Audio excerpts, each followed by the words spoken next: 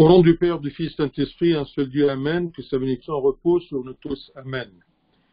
Alors aujourd'hui, on va lire ensemble l'épître de Saint Paul aux Colossiens.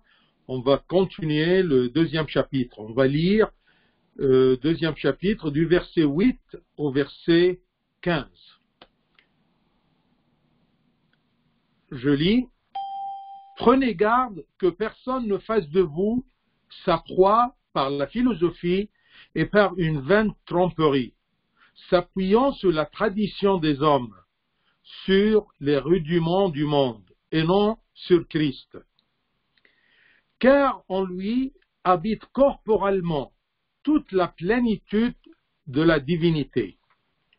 Vous avez tout pleinement en lui, qui est le chef de toute domination et de toute autorité. Et c'est en lui que vous avez été circoncis d'une circoncision que la main n'a pas faite, mais de la circoncision de Christ, qui consiste dans le dépouillement du corps de la chair. Ayant été ensevelis avec lui par le baptême, vous êtes aussi ressuscités en lui et avec lui, par la foi en la puissance de Dieu, qui l'a ressuscité des morts. Vous qui étiez morts par vos offenses et par l'incirconcision de votre chair, il vous a rendu à la vie avec lui, en nous faisant grâce pour toutes nos offenses. Il a effacé l'acte dont les ordonnances nous condamnaient et qui subsistait contre nous, et il l'a détruit en le clouant à la croix.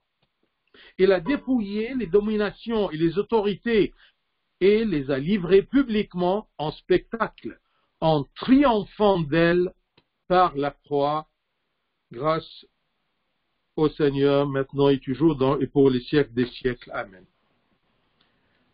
Alors, on va commencer le verset 8. Il nous met en garde. Prenez garde que personne ne fasse de vous sa proie. Comment on peut être la proie de quelqu'un? Tout simplement par la philosophie ou par une vaine tromperie, s'appuyant sur la tradition des hommes, sur les rudiments du monde et non sur Christ. Qu'est-ce que ça veut dire? Ça veut dire que le Christ ici, l'apôtre ici nous met en garde de deux dangers. On a dit ça au commencement de l'épître aux Colossiens. Alors, ces deux dangers-là, c'est la philosophie et la tradition des hommes. La philosophie, ce qui pointe le gnosticisme et son danger. Le gnosticisme, ceux qui enseignent le salut sans le sang de Christ. Le gnosticisme, c'est une philosophie intellectuelle humaine qui défend que le salut vient par la pensée, par la philosophie. On n'a pas besoin du sang du Christ. On ne se base pas sur le sang du Christ. Alors ça, c'est le premier danger. Cette idée rationnelle qui essaye de présenter le salut comme quelque chose de rationnel.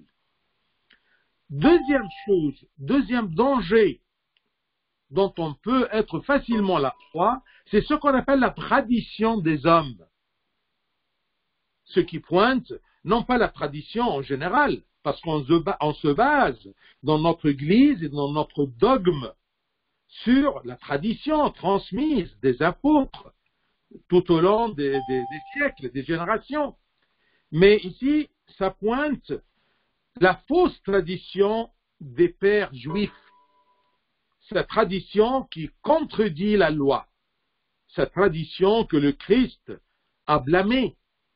Cette tradition que les convertis vers le christianisme, les juifs convertis vers le christianisme, ils étaient toujours attachés à la loi de Moïse, à tout ce qui est rituel de Moïse. rituels de la loi de Dieu de l'Ancien Testament, c'est-à-dire la circoncision, c'est-à-dire les sacrifices, les fêtes juives, ainsi de suite. Alors, cette tradition des hommes, cette tradition de l'Ancien Testament, cette tradition des Juifs convertis, mais ils ont resté attachés à la loi de Moïse, eh bien, il dit, le Christ, il la blâme en disant, pourquoi tes disciples transgressent-ils la tradition des anciens? Ce sont les Juifs qui sont venus dire au Christ, pourquoi tes disciples transgressent-ils la tradition des anciens? Car ils ne se lavent pas les mains quand ils prennent leur repas.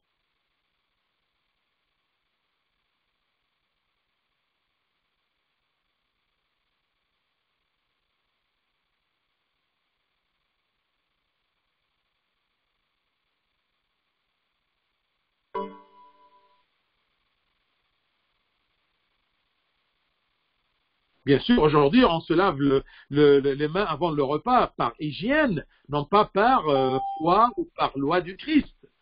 Ce n'est pas ça qui va nous mener au salut. Alors, c'est ça la tradition des hommes.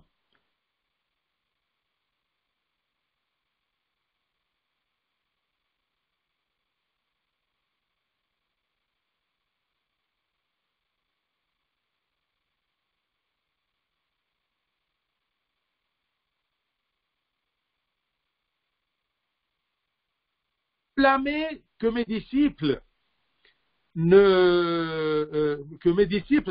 transgressent les traditions des anciens. Eh bien, vous transgressez le commandement de Dieu au profit de qui? Au profit de votre tradition. Il continue, c'est Matthieu 15, il continue en disant, vous annulez ainsi la parole de Dieu au profit de votre tradition. C'est ça, cette tradition-là, que Dieu blâme. C'est la tradition des hommes, la tradition qui prend la loi à la lettre, pas la tradition de l'Église, pas la tradition que l'Église nous transmette, non, pas les rituels de l'Église dans le Nouveau Testament, non. Ici, il parle à propos des traditions des hommes, d'accord, qu'il nous met en garde que personne ne fasse de vous sa proie, s'appuyant sur la tradition des hommes. Vous annulez ainsi la parole de Dieu au profit de votre tradition, hypocrite. Isaïe a bien prophétisé sur vous quand il a dit, ce peuple m'honore des lèvres, mais son cœur est éloigné de moi. Il y a des gens, ces juifs qui se sont convertis au christianisme, mais ils ont gardé toujours la loi de Moïse, la loi de l'Ancien Testament. Alors, ils veulent suivre le Christ, mais ils gardent toujours leur tradition. Ce peuple m'honore des lèvres, mais son cœur est éloigné de moi. C'est en vain qu'il m'honore en enseignant des préceptes qui sont des commandements d'hommes. C'est ça le commandement des anciens des Juifs qui se sont convertis au christianisme. Ils veulent toujours imposer la loi de Moïse sur les nations qui rentrent en christianisme ou les Juifs qui se convertissent au christianisme. Donc la tradition des hommes dont il parle Saint Paul ici signifie le rituel des convertis juifs au christianisme. Ils veulent imposer la loi de Moïse à la lettre, et imposer son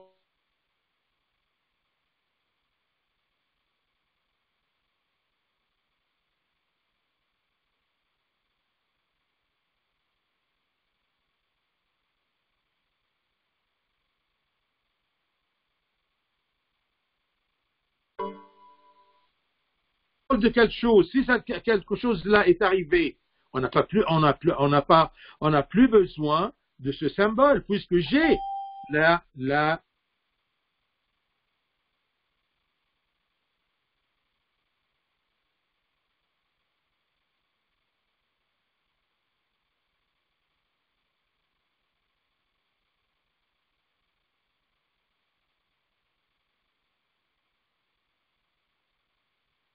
pour préparer le peuple pour le salut et pour l'acceptation du Messie, l'acceptation du Sauveur.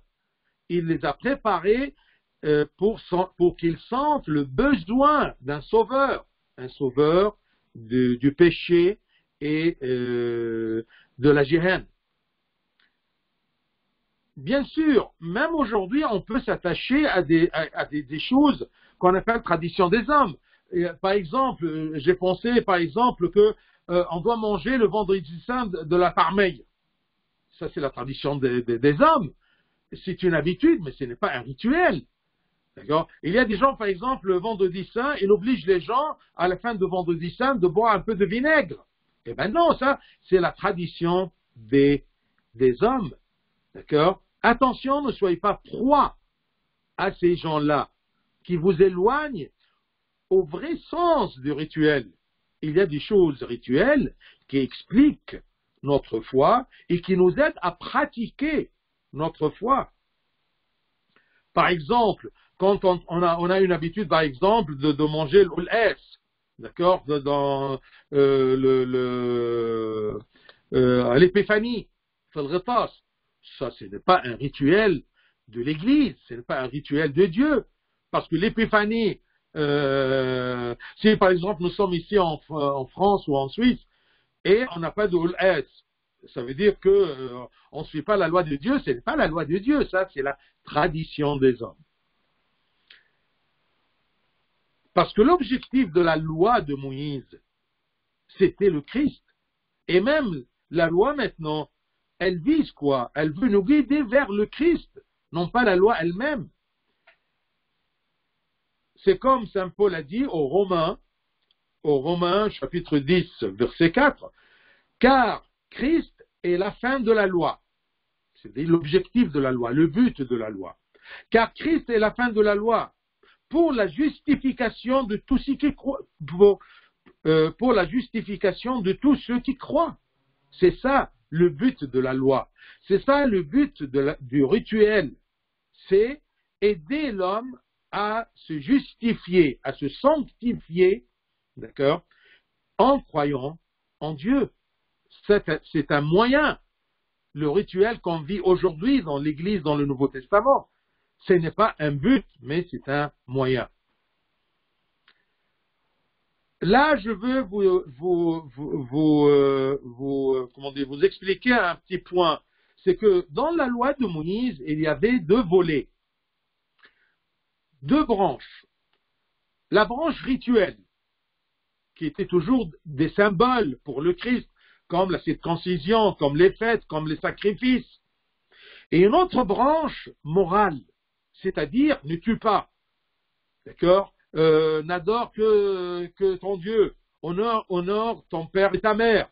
Vous voyez, tout ça, la branche morale, elle a persisté jusqu'à maintenant.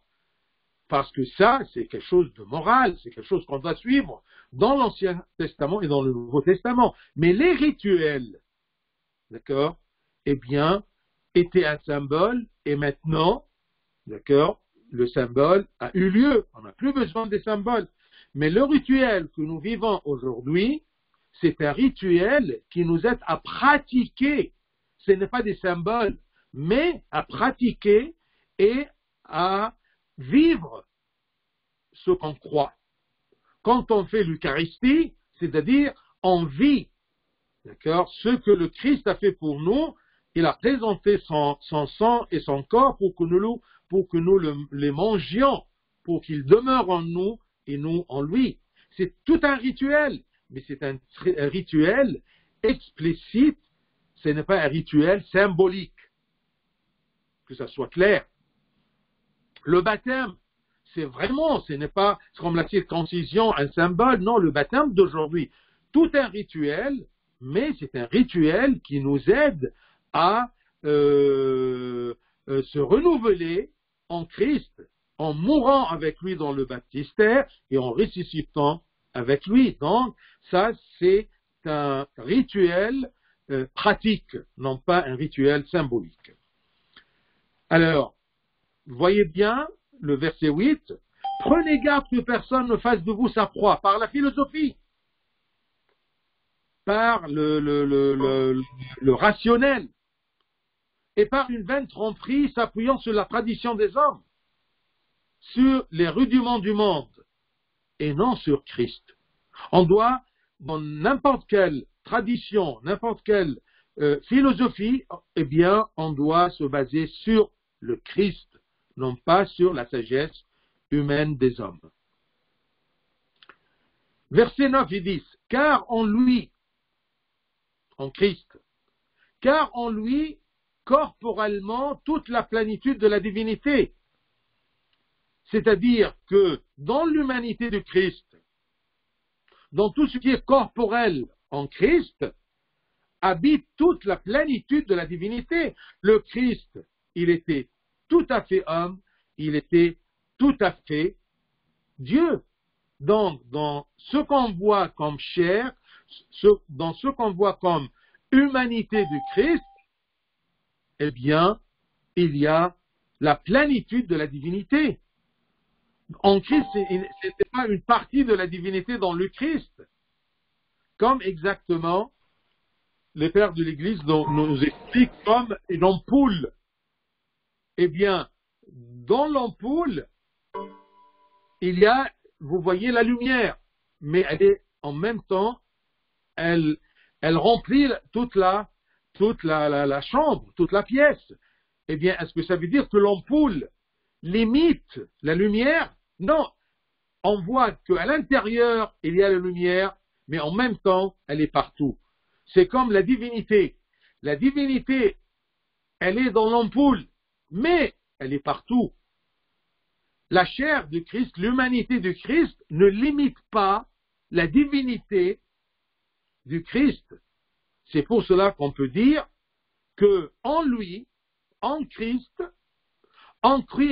fait homme, eh bien, il y a toute la plénitude de la divinité. Car en lui habite corporellement, dans ce corps-là, dans cette humanité du Christ incarné, habite toute la plénitude de la divinité. Et si nous sommes en Christ, puisqu'en Christ il y a toute la plénitude de la divinité, donc en Christ nous recevons tout ce qu'on a besoin, tout ce dont nous avons besoin pour notre salut. Toute grâce, toute bénédiction, toute aide, tout enseignement, en Christ, on peut l'avoir, parce qu'en Christ habite corporellement toute la plénitude de la divinité. Ce verset-là, c'est une preuve que le Christ est Dieu, que Jésus, Dieu incarné, est Dieu incarné. Il est Dieu, parce qu'en lui habite corporellement toute la plénitude de la divinité. Les limites de mon corps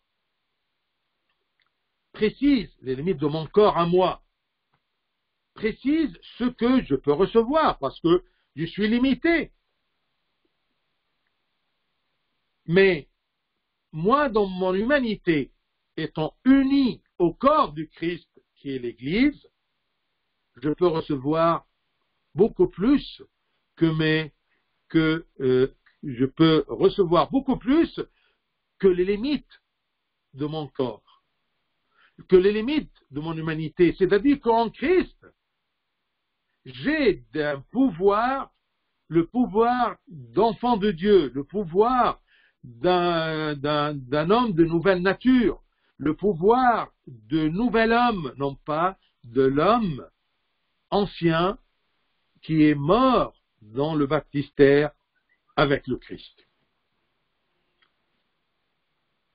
Verset 10, vous avez tout, pleinement en lui.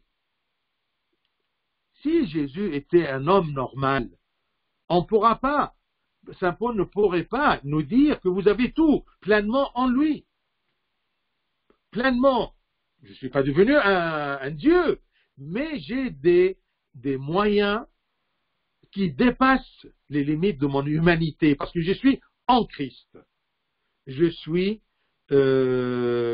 ramponné en lui. Je suis attaché à lui. Vous avez tout pleinement en lui,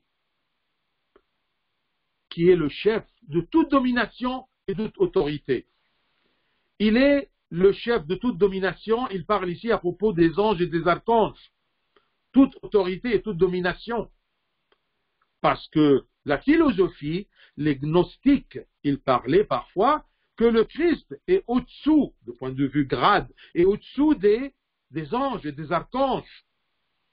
Parce qu'ils pensaient toujours que tout ce qui est corporel est inférieur à la divinité.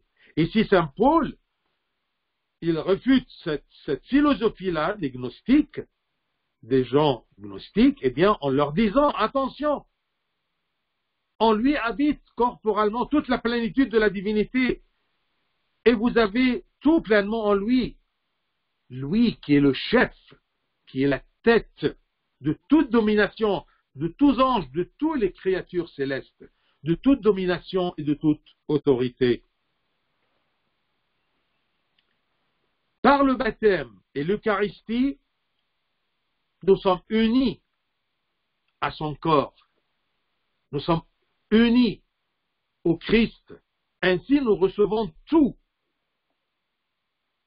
Pas toute la divinité, mais tous les moyens pour le nouvel homme, le Fils de Dieu. Tout ce qui appartient aux héritiers du royaume. Nous les sauvés, nous les élus.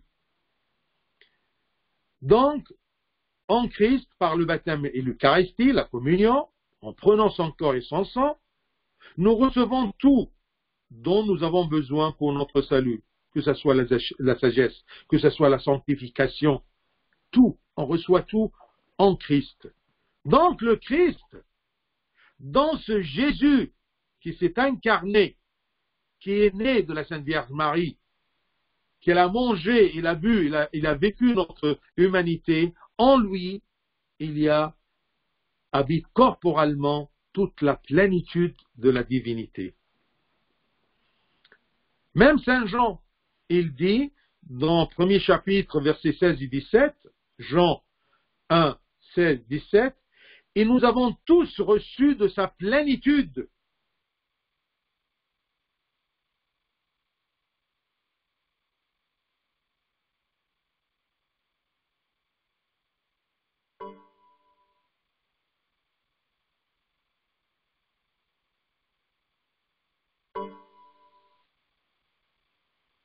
Par Jésus-Christ. C'est ça que j'ai reçu aussi en Christ, la grâce d'être enfant de Dieu et la vérité, toute la vérité, toute la sagesse, parce que la sagesse, c'est la vérité. Si je connais la vérité, je suis un homme sage. Car en lui habite corporellement toute la plénitude de la divinité, et vous avez tout pleinement en lui, qui est le chef de toute domination et de toute autorité.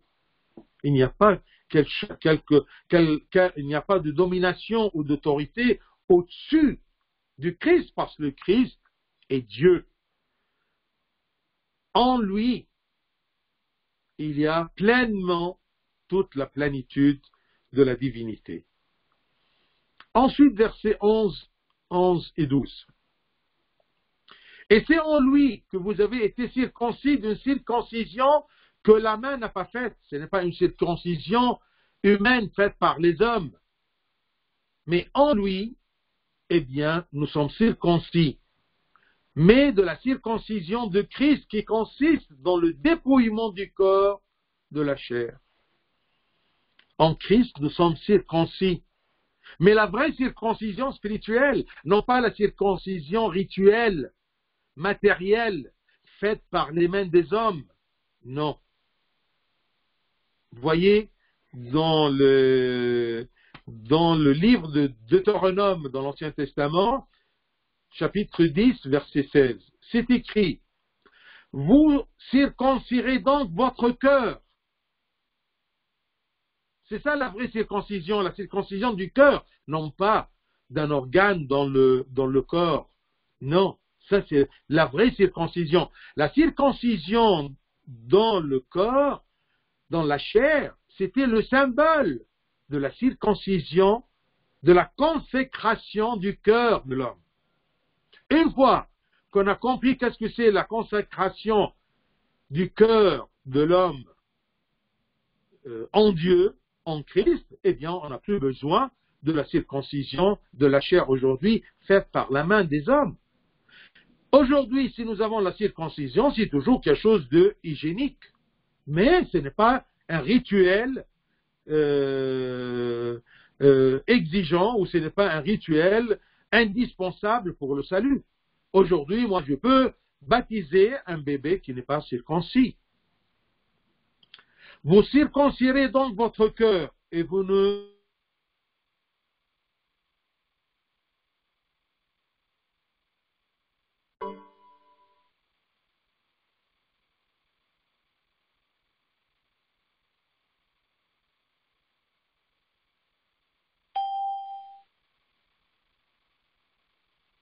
circoncirez donc votre cœur et vous ne durcirez pas plus votre cou, c'est-à-dire que la circoncision de votre cœur, ça va vous aider à obéir à la loi du Christ, à l'alliance du sang du Christ, à la nouvelle alliance, le Nouveau Testament. Même dans le même livre de Deutéronome, chapitre 30, verset 6, Deutéronome 30, verset 6, l'Éternel, ton Dieu, circoncira ton cœur. Regardez, c'est ça la vraie circoncision. On ne va pas retourner à la tradition des hommes, la circoncision faite par la main. Mais la circoncision de Christ. L'Éternel, ton Dieu, circoncira ton cœur et le cœur de ta postérité, et tu aimeras l'Éternel, ton Dieu. Ton corps va obéir à Dieu, va aimer Dieu, vrai amour. Tu aimeras l'Éternel, ton Dieu, de tout ton cœur et de toute ton âme, afin que tu vives. Mais la circoncision faite par la main de l'homme, la circoncision de l'Ancien Testament, la tradition des hommes, d'accord, on l'appelle la tradition des hommes si ils continuent à y tenir. Aujourd'hui, on va appeler ce rituel-là la tradition des hommes. Mais dans le temps, avant l'existence de la vérité qui était symbolisée dans l'Ancien Testament, puisque la vérité existe, eh bien, ce qui est ancien, on l'appelle tradition des hommes, qui ne nous sert à rien. On n'a pas besoin de la suivre. Donc Dieu ne s'intéresse pas à la circoncision, Dieu s'intéresse à la circoncision du cœur beaucoup plus que celle du corps. Dans le temps, c'était un symbole et c'était exigeant pour préparer l'intelligence de l'homme à propos de la vraie circoncision. Ce que saint Paul appelle ici la circoncision de Christ, qui consiste dans le dépouillement du corps. Dépouillement du corps pour évoluer dans l'esprit. Le dépouillement du corps. Ce n'est pas une morceau de chair que je la sépare du corps, mais la vraie circoncision de Christ, c'est le dépouillement du corps. C'est le contrôle du corps pour vivifier l'esprit qui va adorer Dieu et qui va aimer Dieu de tout son cœur, de tout le cœur, de toute l'âme, afin que tu vives.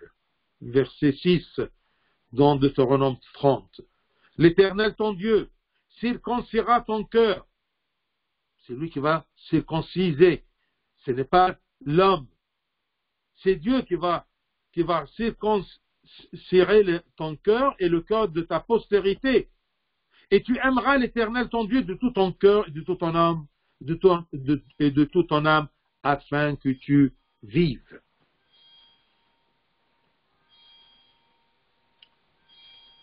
Le baptême a un rôle spirituel. Le baptême, aujourd'hui, c'est un rituel pratique, vrai, c'est un sacrement. Le baptême est mort et résurrection avec le Christ. C'est une union avec lui. Alors, quand je suis uni avec le Christ, je peux recevoir tout, comme il nous a dit, verset 10 aux Colossiens, vous avez tout pleinement en lui, lui qui est le chef de toute domination et de toute autorité.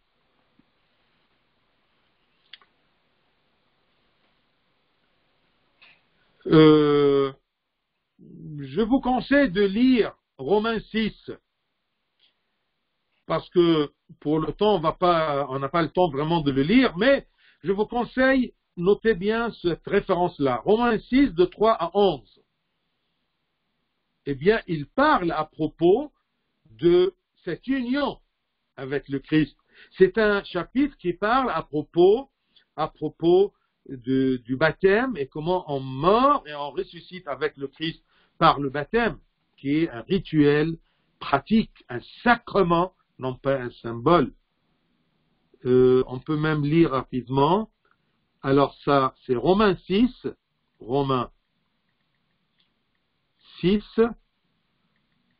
du verset 3 à 11.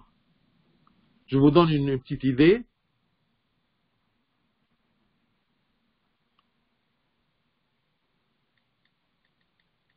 Romains 6.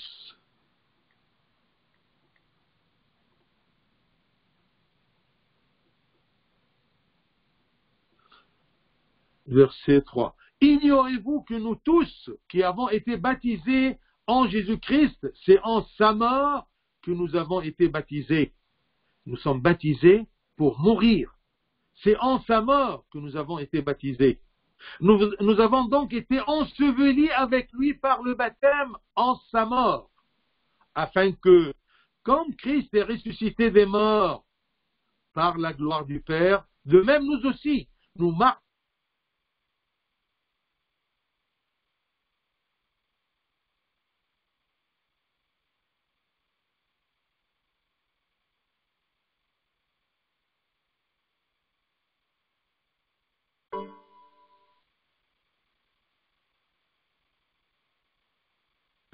En effet, si nous sommes devenus une même plante avec lui par la conformité à sa mort, nous le serons aussi par la conformité à sa résurrection.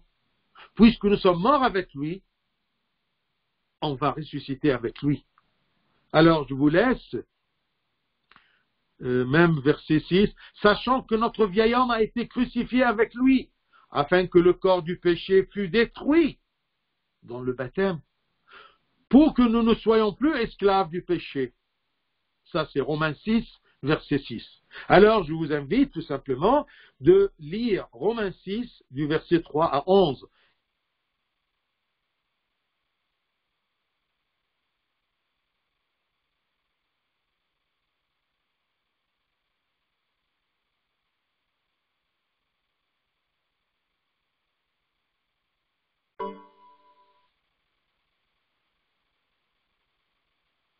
A fait pour nous en envoyant le Christ. La foi en l'œuvre de Dieu en Christ est indispensable avant le baptême. La foi est la porte par laquelle on rentre pour recevoir le baptême et recevoir les autres sacrements avec tout le rituel pratique du Nouveau Testament que nous vivions. On retourne aux Colossiens.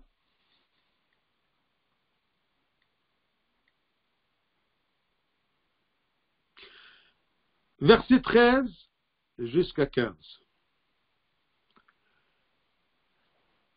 Ces trois versets, 13, 14, 15, nous montrent ce que le Christ a accompli pour nous. Lisons ensemble, de 13 à 15. C'est pourquoi, ayant pris congé de...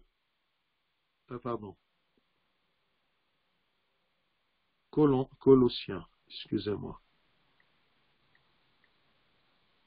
Colossiens 2, verset 13.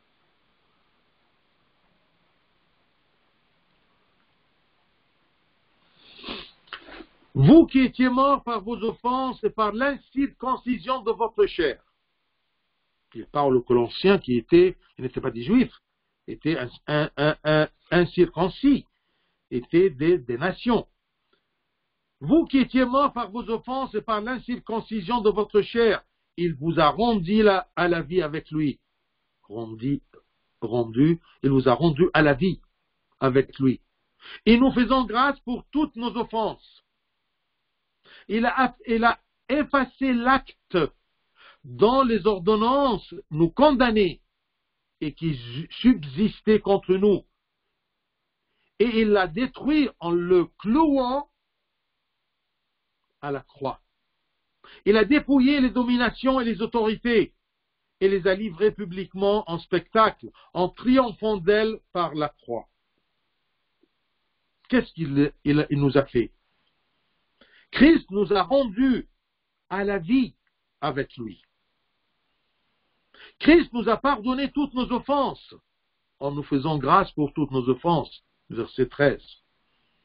Le Christ a effacé, a détruit l'acte de notre condamnation. Il a effacé l'acte dont les ordonnances nous condamnaient. Qu'est-ce que ça veut dire? On va voir. Mais sachons maintenant qu'il a détruit l'acte. Un acte signé par l'homme pécheur à cause de mon péché. Il a effacé et a détruit l'acte de notre condamnation par notre désobéissance aux ordonnances de la loi. Dans cet acte-là, il y a ma condamnation. Je suis condamné pourquoi? Parce que cet acte-là, il y a des ordonnances là-dedans que je n'ai pas pu faire, que je n'ai pas pu accomplir. Alors, les ordonnances qui sont dans cet acte-là, l'acte de ma condamnation, eh bien, ces ordonnances-là me condamnaient et qui subsistaient contre nous. Dans cet acte-là, il y a les détails, les ordonnances qui me condamnaient.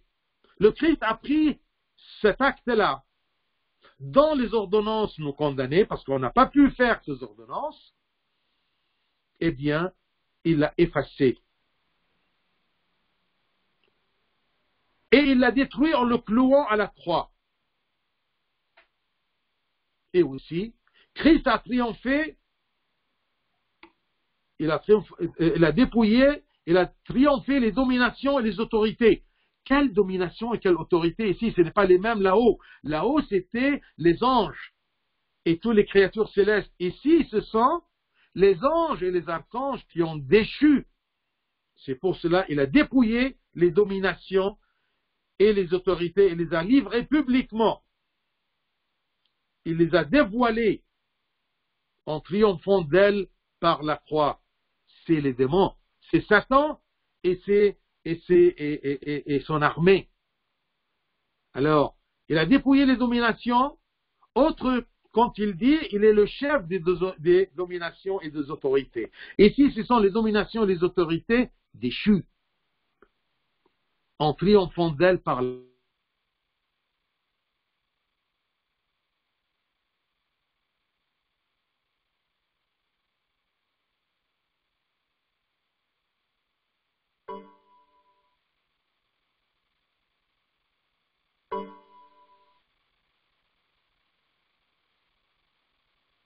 dans le Christ et leur chef, les anges et les archanges. Pour vous expliquer cet acte et ce pardon, il a effacé l'acte dont les ordonnances nous condamnaient et qui subsistaient contre nous. Et il l'a détruit en le clouant à la croix. Je veux vous dire une petite tradition chez les Juifs. Vous savez, quand il y avait un acte, c'est-à-dire un papier où j'ai signé que j'ai une dette envers quelqu'un. Quand je paye cette dette-là, eh bien, le créancier, qu'est-ce qu'il faisait? Il prenait cet acte-là, ce papier, et il le clouait sur le mur de sa maison pour annoncer que cet homme-là, il a payé toute sa dette. C'est pour cela que le Christ, que Saint Paul ici, il prend la même habitude, la même culture de la société juive, en disant que il a détruit cet acte-là en le clouant à la croix. C'est de là qu'il vient ce sens-là. Le chrétien a participé à la mort et à la résurrection de Christ. D'accord? Nous sommes d'accord. Ainsi, par le Christ, l'homme n'a plus besoin de la sagesse humaine ni des anciens rituels, qui étaient incapables de lui fournir ses besoins. Dieu a imposé dans l'Ancien Testament ses ordonnances de l'acte pour que l'homme sache qu'il ne pourrait jamais accomplir ces actes-là parce qu'il est souillé, il est faible par le péché, il a besoin d'une nouvelle vie, il a besoin de mourir et ressusciter avec le Christ. Parce que le péché signifie la mort spirituelle. Je suis mort par le péché. J'ai besoin d'une nouvelle vie. J'ai besoin de mourir en Christ pour être ressuscité en Christ dans la nouvelle vie. Et bien, le péché signifie la mort spirituelle. Et la vie hors du Christ, c'est la mort de l'âme. Le Christ nous a rendu à la vie par l'eau et l'esprit. C'est ça.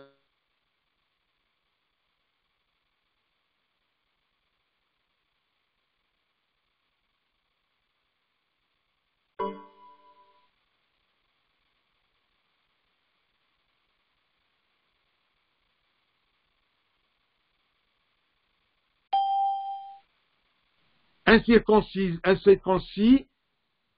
il vous a rendu à la vie avec lui par le baptême, en nous faisant grâce pour toutes nos offenses, il nous a pardonné. Tant que nous étions dans nos péchés, nous sommes morts. On a besoin d'une nouvelle vie. Il nous a donné la vie. Il nous a rendus à la vie avec lui, par sa mort et sa résurrection. Et on a participé à sa mort et sa résurrection par le baptême. Première chose qu'il nous a donnée.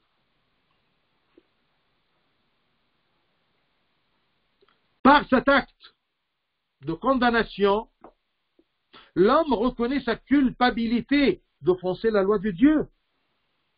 Il n'a pas pu. Il n'a pas pu obéir à la loi de Dieu à cause de sa mort dans le péché. Il y avait cet acte-là, acte de condamnation. Et les ordonnances de la loi de Dieu, qui étaient dans cette alliance Ancien Testament, les ordonnances de la loi en étaient témoins de cette condamnation. On était témoins de cette condamnation, de ma condamnation. Alors, le Christ, par sa mort sur la croix, il a pris cet acte-là, il l'a déchiré, il l'a, comme c'est écrit, il l'a détruit en le clouant sur la croix. Ça, c'est la preuve. Cet acte-là, c'est comme si, matériellement, c'est une preuve de ma condamnation. Et qu'est-ce qu'il me condamne dans cet acte-là? Ce sont les ordonnances, ce sont les lois de Moïse, morales, que je n'ai pas pu accomplir à cause de ma mort, à cause de la mort de mon âme, à cause du péché. Ces ordonnances-là demandaient à l'homme ce qu'il ne pouvait pas faire. Une fois que je n'ai pas pu faire ces ordonnances, eh bien, je suis condamné. Et en plus, cet acte nous condamnait et subsistait contre nous à cause de ces ordonnances-là qui étaient écrites dans cet acte. Nous regardons la croix pour y voir la preuve légale que notre endettement très cher envers la justice divine est déjà remboursé. C'est ça le sens de la croix. Quand je regarde la croix, eh bien, c'est sur cette croix-là que l'acte de ma condamnation, de mon endettement, était détruit. À cause de la croix, à cause de la mort du Christ sur la croix, eh bien, ma dette était remboursée. Cette dette-là, c'était ma condamnation. C'est comme si Satan et son armée demandaient aux hommes le prix des péchés et des plaisirs qu'il leur avait fournis durant leur vie, mais incapables de payer. Alors tout simplement, tous les hommes étaient captivés par Satan, car le prix du péché était la mort. Le Christ a pris cet acte-là et il l'a détruit sur la croix. Il nous a délivrés de cet endettement, de cette dette. D'accord ? Il nous a libérés de l'autorité de Satan, qui nous demandait toujours de payer cette dette-là. Donc, si nous voyons versets 13 à 15, le Christ nous a rendus à la vie, il nous a donné la vie, parce que nous étions morts dans le péché. Le Christ nous a pardonné toutes nos offenses, alors il nous a donné la vie, parce que le péché est la mort de l'âme. Si nous sommes pardonnés, eh bien, nous sommes ressuscités. Le Christ a effacé et a détruit l'acte de notre condamnation. Le Christ a triomphé les démons par la croix. Le Christ a vaincu ses dominations et ses autorités diaboliques et a payé le rançon pour libérer ses enfants. Donc aujourd'hui, par la croix et en Christ, je suis l'esclave du Christ. Il m'a racheté. C'est ça la valeur de mon Christ, moi, chrétien. C'est parce qu'il a détruit l'acte de ma condamnation. Il a vaincu les bourreaux qui me tenaient dans la prison de l'enfer, parce qu'il m'a libéré de cette dette, la dette du péché, parce que le prix du péché était la mort éternelle. Mais le Christ est venu pour me rendre la vie et pour me pardonner tous mes péchés. Ainsi, je suis l'esclave de Dieu parce qu'il m'a racheté. L'esclave dans le sens spirituel. Non pas l'esclave que j'ai peur de mon maître, non. Je suis l'esclave de Dieu. D'ailleurs, en arabe, parfois il y a des prénoms qui disent Abdallah, Abdallah. Abdallah, c'est dire l'esclave de Dieu. J'aime bien dans cette nuance-là d'être l'esclave de Dieu. Que le Seigneur nous donne à profiter de tout ce qu'il nous a accompli par sa mort et par sa résurrection et par la croix. Que Dieu nous donne à profiter de tout ce qu'on a reçu par le baptême, tout ce qu'on a reçu par la plénitude de divinité en Christ. Gloire à lui éternellement. Amen.